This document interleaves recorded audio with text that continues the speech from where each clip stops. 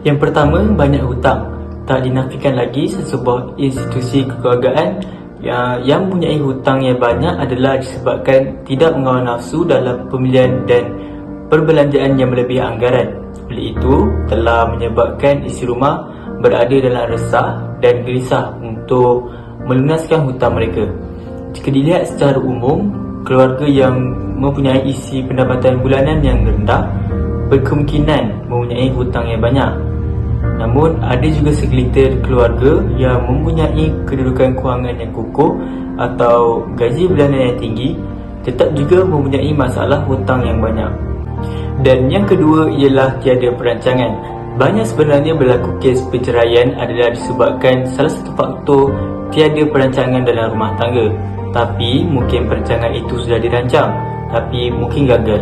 Perancangan dalam rumah tangga ini sangat penting untuk mengukuhkan kestabilan atau ekonomi sesebuah keluarga kerana lebih menjara keluarga terutamanya untuk anak-anak. Antara isu yang kerap terjadi dalam rumah tangga ini termasuklah gaji isteri lebih besar daripada suami, sehingga muncul konflik yang puncanya bukan kerana tidak cukup duit tetapi hanya kerana berbeza pemahaman. Yang keempat, tiada toleransi dalam mengaturkan duit. Bila kita dah berumah tangga, kita kena ada sikap tolak ansur bila berkaitan dengan kewangan. Jadi apa yang perlu kita buat? Kita kena bijak menangani masalah itu dengan memberikan rasa toleransi dan saling menghormati. Okey, punca utama masalah kewangan yang terakhir adalah boros. Faktor pengurusan kewangan lemah ni seperti perbelanjaan yang tak teratur, lepas tu kurang motivasi dan disiplin.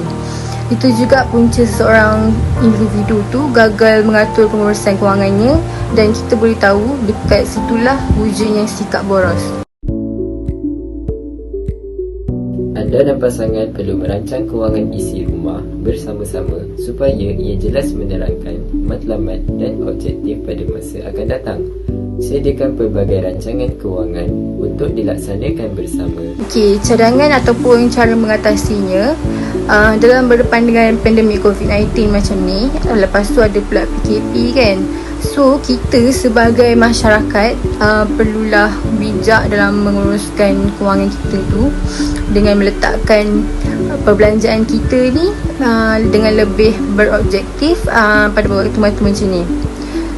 Jadi, kewangan kita perlu diuruskan dengan berhemah lah. So, kita kena letakkan faktor keperluan kita ni sebagai keutamaan yang kita perlu laksanakan dulu. So, kita utamakan keperluan berbanding kehendak kita sendiri. Lepas tu kita selesaikan segala komitmen bulanan. Contohnya macam kereta, motor, rumah, bil air, bil elektrik dan sebagainya tu terlebih dahululah. Lepas tu baru kita boleh fikir, lepas tu baru boleh kita pasang niat nak berbelanja untuk kehendak kita sendiri. Yang ketiga adalah selesaikan hutang. Sebagai ibu bapa yang bijak, mereka tidak seharusnya melarikan diri daripada hutang demi kepentingan diri sendiri. Jadi cara yang sesuai adalah dengan mengurangkan perbelanjaan. Mereka perlu membuat kiraan kos perbelanjaan harian mereka untuk menentukan barangan keperluan yang harus dibeli atau tidak.